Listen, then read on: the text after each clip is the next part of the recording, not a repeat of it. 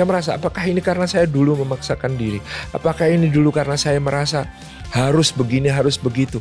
Apakah itu dulu karena saya memaksa Tuhan, maka Tuhan menguji seperti ini? Wow.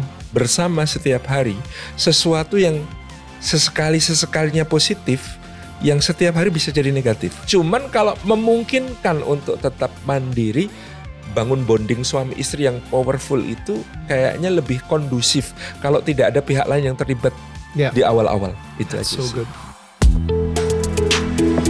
Hai, ini gua Daniel, tetangga kamu. Di sini gua akan ngobrol dengan tetangga gua tentang perjalanan hidup mereka dari kacamata spiritual di saat mereka mengalami situasi tidak pasti dan kekhawatiran, sampai bisa kembali bangkit menjadi orang yang lebih kuat dari sebelumnya. It's gonna be very exclusive and inspiring. Welcome back guys, kembali lagi di Daniel Tetangga Kamu. Dan guys, gue pengen bilang thank you banget buat kalian semua yang sudah subscribe. Dengan kalian subscribe, kalian udah support kita, kalian sudah menjadi bagian dari tribe kita. Dan apalagi obrolan gue sama Ustadz Salim di sini, ini udah menjadi part keempat. Berarti kalau misalnya kalian udah ada di part keempat, berarti kalian udah nonton juga dong part 1, 2, dan 3. Tapi yang pastinya guys, kalau misalnya kalian pengen support kita dengan cara yang lain, di situ ada tombol super thanks. Dan kalian bisa klik aja, dan itu adalah salah satu cara untuk kalian bisa terus support kita, support channel podcast kita selain dengan subscribe. Anyway, kita balik lagi ke Ustadz Salim. So, misalnya dokter bilang ini genetik gini, wah ini pasti gara-gara istri saya nih, dok tolong cek istri saya. Loh ini mungkin gara-gara kamu nih, coba tolong cek suami saya and everything. Jadi kayak malah tumbuh rasa curiga, malah tumbuh rasa kayak ini kenapa Tuhan malah ngasih saya jodoh seperti dia yang mungkin tidak sempurna, yang tidak memberikan anak, segala pertanyaan-pertanyaan seperti itu kan yang sebenarnya. Saya bertanya tapi lebih ke evaluasi. Apakah ini karena saya dulu memaksakan? Memaksakan apa? Tadi ceritanya harus menikah sama dia. Wow. Apakah saya salah dengan pilihan ini? Tapi saya tidak kemudian menempatkan pada yang salah kamu. Enggak. Tapi saya merasa apakah ini karena saya dulu memaksakan diri? Apakah ini dulu karena saya merasa harus begini, harus begitu? Apakah itu dulu karena saya memaksa Tuhan, maka Tuhan menguji seperti ini? Wow. Itu yang saya rasakan waktu itu begitu. Istri saya sendiri juga kemudian mengatakan justru dia yang banyak menguatkan. Ya kita dipilih untuk ujian ini karena kita mampu. Udah gitu aja. Come on. That's sesuatu yang membuat saya merasa ya ini betul kita harus lewati. Ya kadang-kadang namanya perempuan ketika moodnya gak baik, dia juga kemudian keluar kata-kata perasaan-perasaannya, menyalahkan diri sendiri dan sebagainya. Dan itu yang lebih berat buat saya. Daripada saya memulihkan diri saya dengan segala hal yang kemudian membuat saya ragu-ragu dan sebagainya. Ketika kemudian saya harus mendengarkan curahan hatinya, mendengarkan dia merasa bersalah, mendengarkan dia cerita tentang apa aku ini gak layak jadi ibu ya, apa aku ini. Itu untuk kemudian menguatkan dia itu menjadi PR lebih berat sih bagi saya. Yang saya rasakan itu. Nah, untuk meyakinkannya bahwa ya namanya ujian tetap harus kita lewati. Tapi untuk meyakinkan dia bahwa ini bukan salah kamu. Ini bukan karena kamu begini begitu, enggak. Tapi memang kita harus bareng saling menguatkan. Itu yang saya rasa sih. Akhirnya setelah mempunyai anak pertama, 2 kali keguguran lagi. 2 kali keguguran lagi gitu. Terjadi, iya. Dan sehingga kita sempat berpikir, jangan-jangan kita dikasih kesempatan hanya 1 ini. Ya, iya pasti. Ya, gue juga kita berpikir begitu. Udah dah, gue punya anak tunggal dah 1, udah cukup. Sempat berpikir begitu. Cuma kayaknya si Hilma ini perlu ya untuk supaya nanti dia tumbuh menjadi anak yang juga tidak manja, anak yang juga memahami tugas dan kewajiban. Punya adik itu penting kayak dia. Jadi kami bukan meminta anak untuk kami, tapi kami meminta berdoa kepada Tuhan untuk memberikan adik kepada dia. Karena dia juga tanya, aku kok belum punya adik ya. Dan kita terus berdoa sampai 8 tahun ya. selisih anak pertama dengan anak kedua itu. Gila. 8 tahun. Dan kita berdoa, ternyata ada satu hal menarik yang kami gak duga sebelumnya. Ada orang datang, Mas Salim sama Mbak Indah sudah keguguran berapa kali? 4 kali. Berarti kemungkinan ada yang perlu dikuatkan, mungkin juga ada yang perlu didetoks. Saya selalu positif aja menanggapi orang yang mengatakan begitu, nggak kemudian mengatakan sok tahu dan lain sebagainya. Enggak. Ada saran Pak, saya bilang begitu. Dia menyarankan satu ilmu yang menarik. Kemarin saya baru nonton di TV ada tayangan itu untuk detox supaya pasangan subur itu pakai jeruk nipis. Gimana caranya Pak? Wah ini ada jeruk nipis sih. Jeruk nipis diperas airnya diminum tiap pagi sebelum mengkonsumsi apapun. Untuk pasangan suami istri. Hari pertama 1, hari kedua 3 untuk masing-masing. Hari ketiga 5, hari keempat 7. Terus sampai hari ke-8 itu 15 butir untuk masing-masing. Saya udah kebayang 15 butir. Cut banget gitu. Terus nanti turun hari ke-15 1 lagi. Jadi terapinya 15 hari. Oke. Hari pertama 1, hari ke-8 15. Naik terus, terus habis itu turun lagi sampai 1 lagi di hari ke-15. Nothing tulus. Udah kita coba gitu. Bismillah kita coba. Udah desperate itu namanya. Ya, kita coba. Betul kita coba, kita lakukan itu tiap pagi gitu ya. Gitu. Terus bulan Februari tahun 2014 waktu itu. Saya tuh umroh. Ya, bimbing jamaah umroh. Terus ya berdoalah di sana minta sama Allah. Pulang setelah beberapa hari di rumah, pekan berikutnya istri saya mual-mual. Terus udah kita periksa positif. Itu anak kedua lahir bulan Desember, tanggal 4 Desember 2014, namanya Nawaf. 2 tahun kemudian lahir di bulan Desember lagi, namanya Jaisan. 2 tahun kemudian lahir di bulan Desember lagi, namanya Labib. Jadi selisih 2 tahun. Bentar, tapi pertanyaannya sebenarnya jeruk nipisnya atau umrohnya? Kita nggak tahu yang mana fasilitas dari Allah yang kita kasih. Karena memang waktu itu jadwal saya bimbing umroh tiap bulan Februari. Dan ternyata tiap kali pulang istri hamil gitu. Terus istri dikasih Tuhan hamil gitu. Kita tidak pernah tahu ikhtiar yang mana, doa yang mana yang kemudian menjadi jalan. Tetapi apa yang ada dalam jangkauan kita untuk dicoba, apa salahnya dicoba sepanjang itu adalah hal yang baik. Saya kira itu untuk teman-teman juga.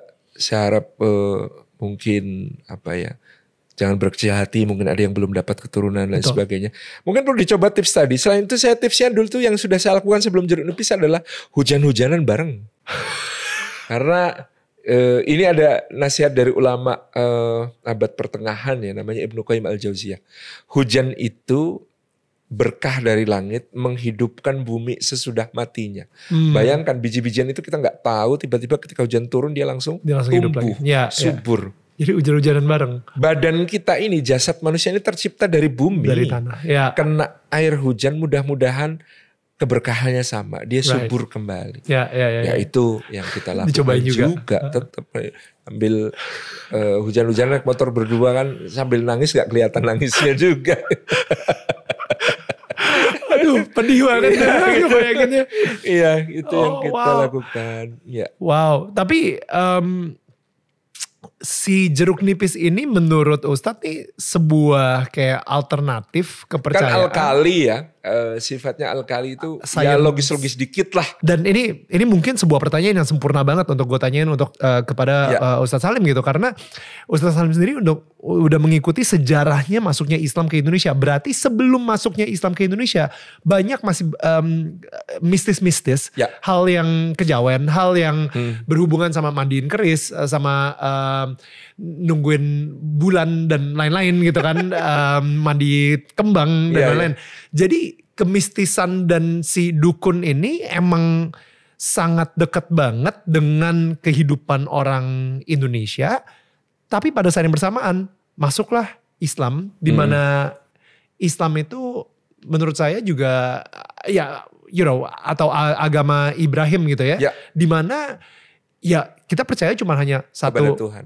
Tuhan yang Maha Esa gitu maksudnya. Ada paradoks gak di situ? Ada satu hal yang menarik ketika Islam datang dan disiarkan oleh para wali dengan jalan yang penuh dengan hikmah, kelembutan, maka perubahan masyarakat itu terjadi gradual, tidak serta-merta, tidak langsung, sehingga pengaruh-pengaruh lama yang masih hidup di masyarakat itu sangat dimungkinkan ada dan kemudian terwaris dari generasi ke generasi.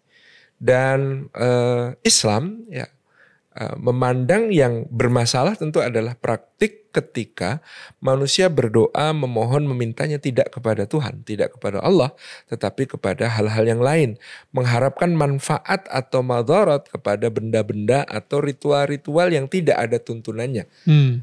Itu sesuatu yang kemudian oleh Islam coba dibawa kepada yang lebih sesuai, yaitu hanya meminta kepada Tuhan. Nah tentu yang terjadi di dalam dinamika manusia tadi tidak bisa exactly berubah langsung, sehingga penganut Islam di Indonesia pun ya mungkin masih ada yang meyakini hal-hal yang kemudian belum sesuai sepenuhnya dengan ajaran-ajaran Islam yang sebenarnya. Jadi ya itu bagi saya memaknai itu dalam sejarah masuknya Islam ke Indonesia adalah memang tugas generasi penerus.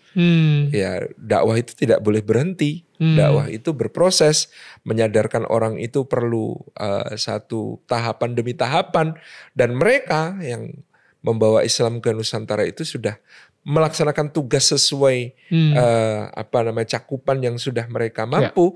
Nah, tugas generasi penerus untuk pelan-pelan sedikit demi sedikit juga untuk membawa ke lebih baik, gitu aja.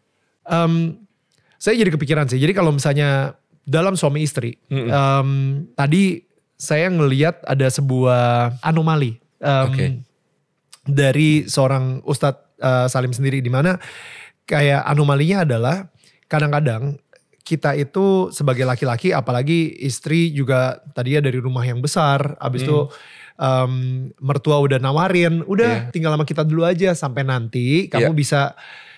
Saya ngelihat kalau misalnya sampai saat itu Ustadz Salim dan istri masih berada di rumah mertua dan keguguran 2 kali, pisah sih pasti. Pasti akan ada suara-suara dari orang tua, dari orang lain gitu. Dan emang penyebab perceraian itu kebanyakan dari orang tua, dari orang tua.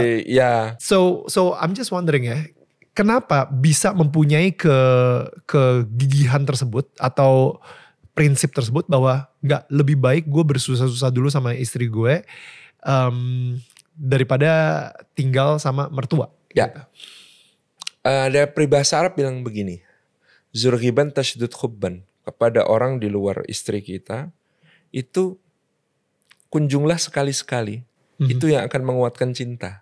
Karena kalau bersama setiap hari, sesuatu yang sesekalinya positif, yang setiap hari bisa jadi negatif. Maksudnya begini, contoh kecil.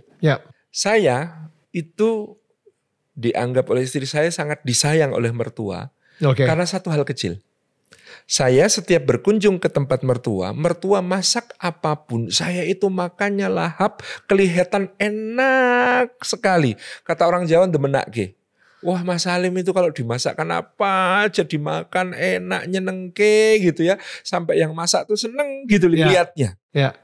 Itu karena sekali-sekali kan Mas. Coba tiap hari saya di situ makanya kayak begitu. Menantu kerjanya makan terus ya gitu. Jadi sesuatu yang kalau sekali-sekali itu positif bisa menjadi negatif kalau sering dilihat. Itu artinya ketika kami memutuskan untuk kita harus membangun kehidupan rumah tangga kita sendiri. Membangun bonding kita yang kuat dengan memisahkan diri dari orang tua dan mertua. Selain karena alasan itu tadi, kita nggak boleh sebiduk 2 nakoda. Satu rumah kok ada 2 kepala keluarga. Kita nggak pengen itu juga karena memang ya tadi kita akan lebih mudah berbakti kepada orang tua kalau kita tidak tinggal bersama mereka. So good. Ya, kita akan bisa mengirim kabar, menanyakan kabar, mengirim hadiah, berkunjung sesekali, dan itu akan terasa sesuatu yang berharga. Berkunjung itu menjadi berharga ya karena pertemuannya berharga. Kalau setiap hari ketemu kan jadi sesuatu yang banyak, itu di mana-mana pasti harganya turun, nilainya turun. Logika sederhana gitu aja sih waktu itu. That's so good. Iya, karena banyak dari teman-teman saya yang nggak mau keluar rumah gitu. Maksudnya ada yang tetap tinggal bersama orang tua. Ya asal bisa sabar. Misalnya saya juga tidak menafikan ada kondisi di mana orang harus tinggal bersama orang tuanya. Sudah sepuh, sudah tua, tidak ada yang merawat misalnya, sehingga dia ketika berumah tangga pun harus tetap bersama orang tuanya. That is good, no problem. Cuman kalau memungkinkan untuk tetap mandiri, bangun bonding suami istri yang powerful itu kayaknya lebih kondusif kalau tidak ada pihak lain yang terlibat di awal-awal. Itu aja sih. Good. Kita punya kesepakatan untuk saling menjaga. Bahkan begini, sebagai public figure saya merasa saya punya pintu-pintu godaan yang banyak. Tuhan menjanjikan dilipatkan 10 kali dari derma saya, maka saya mendapat 10 kali. Itu sebenarnya bukan balasan, itu ujian level berikutnya. Kebaikan itu masih ujian lagi. Betul. Masih ujian level berikutnya. Betul. Gak habis-habis. Orang tuanya dipanggil 3 kali baru nengok. Itu pun nengoknya dengan muka cemberut atau marah. Orang tua ditarik sampai 5 kali baru, apa sih?